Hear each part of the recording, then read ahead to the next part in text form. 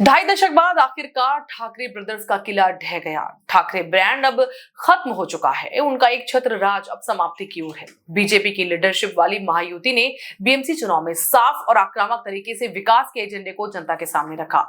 Metro, सड़कें, cluster redevelopment, झुग्गी के पुनर्विकास और जरूरी सेवाओं को फोकस में रखकर ये मैसेज दिया गया कि बीएमसी में मुंबई की जनता अब सिर्फ सियासत नहीं बल्कि प्रोफेशनल अर्बन एडमिनिस्ट्रेशन चाहती है। ये मुद्दा शहर के मिडिल क्लास और यंग वोटर्स में गहराई तक पैच बना पाया। उद्धव और राज ठाकरे 20 साल बाद एक साथ आए और अपनी अपनी पार्टियों का गठबंधन करके बीएमसी चुनाव में उतरे, लेकिन ये भी काम नहीं आया।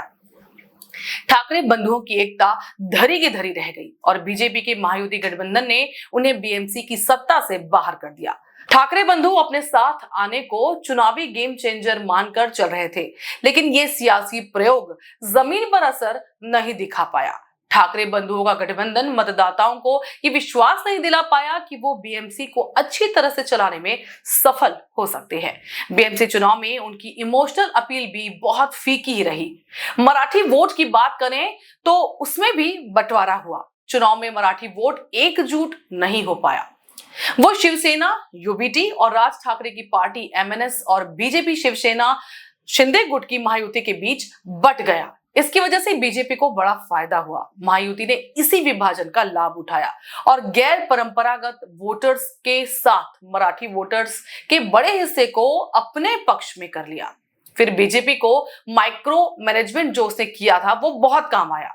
बीजेपी ने ठाकरे बंधुओं की तरह इमोशनल अपील की जगह बूथ लेवल की प्लानिंग, डेटा बेस्ड कैंपेन और लोकल मुद्दों पर फोकस किया। इन सभी ने महायुति को ठाकरे बंधुओं के गठबंधन पर बढ़त दिला दी।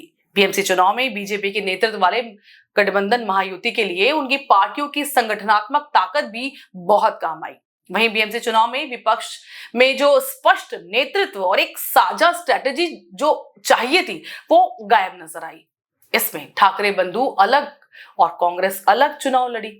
उनके साथ शरद पवार का गुट भी नहीं था।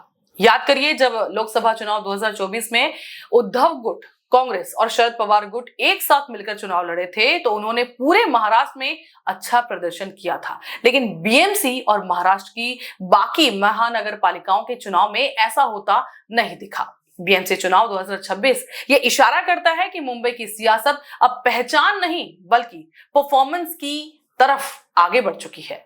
वोटर्स ने इमोशनल अपील की बजाय डेवलपमेंट पर फोकस किया। यही कारण है कि अब तमाम पॉलिटिकल पंडित मानने लगे हैं कि बीएमसी की सत्ता निर्णायक है।